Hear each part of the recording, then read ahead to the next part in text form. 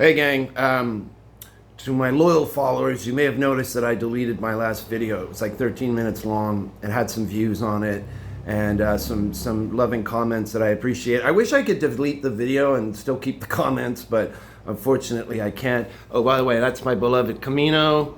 That's a picture of my Camino, and well, there's some nude stuff. I like the barbarian stuff, and there's a kind of cool poster of Dionysus looking a little bit like Jesus, but anyway.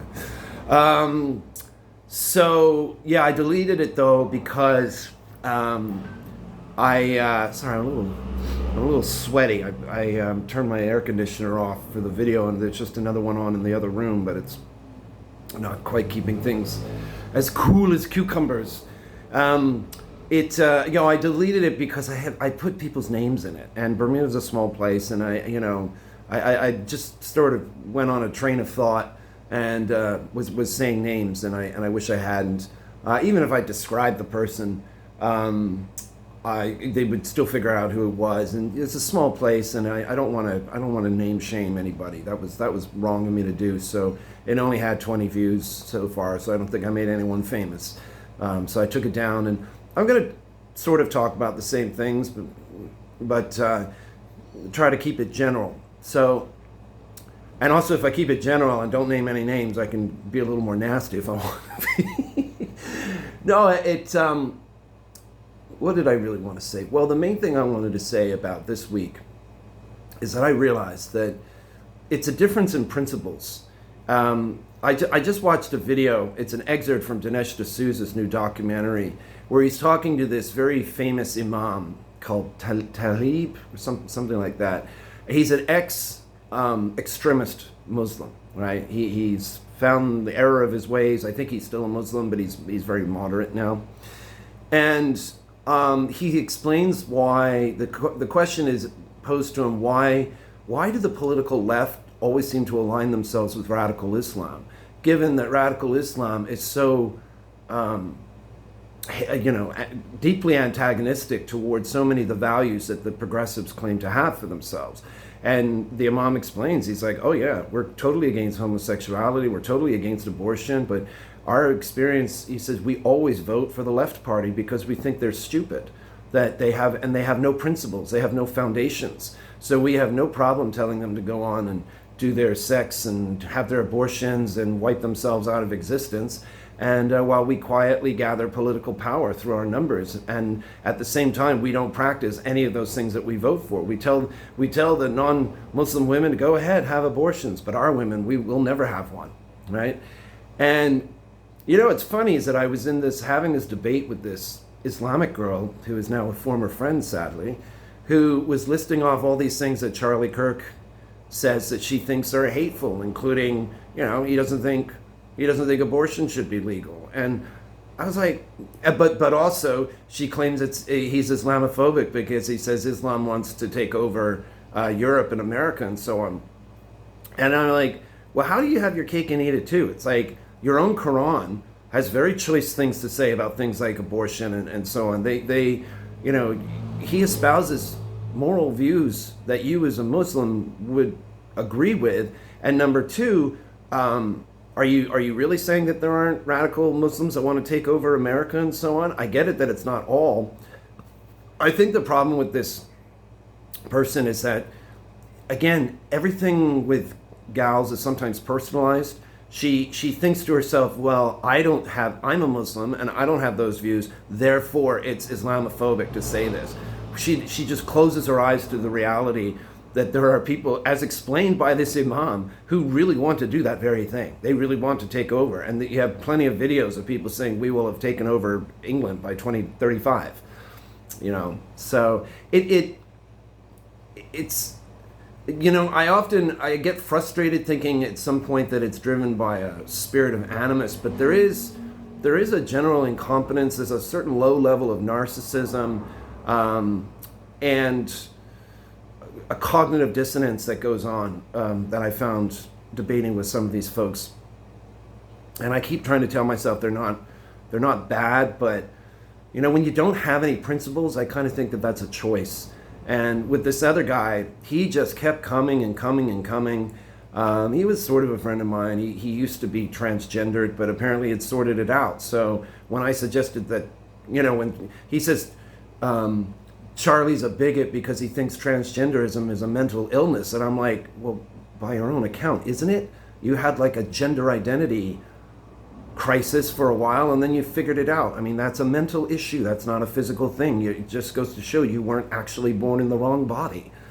But they don't think that way. And I think one of the things that's going on here is that even if my former friends watch a video of Charlie Kirk that I would send them, they could still conclude that he was like a racist. Even seeing the video in full context. The difference between Charlie and the progressive left, though, is that Charlie at worst might call you a progressive leftist. That's his only one word for you, and say, yeah, your views are of the left, and so on. But the people on the left have manufactured an entire grab bag of labels for people whose views they don't like. And for a long time, but I think that the tables are really turning now, for a long time, simply getting hit with one of these labels was enough to cancel and silence you. People were afraid of it. But I'm hoping that in the wake of Charlie's martyrdom, and I will call it a martyrdom, that people are going to stop being afraid of these labels. So for instance, Charlie espouses certain views on immigration. The left don't like it, so they call him a racist. Charlie points out certain stats about gun violence and just violent crime among inner city youths. The left don't like that. It makes them uncomfortable, so they can call him a racist. Is he actually racist? No, he's simply pointing these out, but he makes them uncomfortable, and it's not supporting their narrative of perpetual victimhood at the hands of white people, and so he's a racist. That's the label they place on him. Charlie's pro-life, so they call him sexist. Charlie believes that family is the greatest gift that God has bestowed on people, and that motherhood is the greatest career that a woman could ever embark on, should she choose it. And they don't like that. They think that motherhood is basically a curse, or at best just something that she chooses to do at some point when it's convenient for her. Therefore, Charlie's a sexist. So Charlie doesn't put these dehumanizing labels on other people's political views. But the left, that's all they've got. They don't really have arguments. That's the illusion of power that the left has, is they are always accusing the Christian people of being violent, while they themselves are the ones shooting people's heads off, shooting the president, shooting Charlie in the neck. They're always accusing the Christian people that words are violent, but they're the ones labeling everybody and with these violent terms used to dehumanize and excuse violence against them, and intended to shut people up. They're like hexes, that they put on people. And that's really the difference, is that, when I was trying to appeal to this guy yesterday, I had certain principles. I was coming to him as a friend. I was acknowledging things. I was taking little hits that I didn't need to take, that part of me wanted to defend against and just be a kind of litigator. But I thought, no, keep your eye on the ball, ignore the petty stuff, and just keep trying to appeal to him as a Christian. But I just found that the more I did that, the more he just dug his heels in. He I don't know, maybe it's a maturity thing. He just felt he had to win and kept responding to everything, kept pushing, and he adopts this like, oh, can you give me some facts and evidence, please? And I would give him, and he'd be like, that's all anecdotal. I'm like, no, an account of a person's life is not anecdotal when it comes to demonstrating that he's not what you accuse him of being. Like, he's not nearly as smart as he thinks he is, but he seems to have gone through life where, by claiming this perpetual victimhood, he kind of demands that everybody validate his every thought. And for the most part, I think people seem to have done that. And the moment somebody actually, stands up to him a little bit, he'll just keep going, petty, but he won't learn anything. He won't listen to anything. And he constantly would make it about himself, and that he was oh yeah.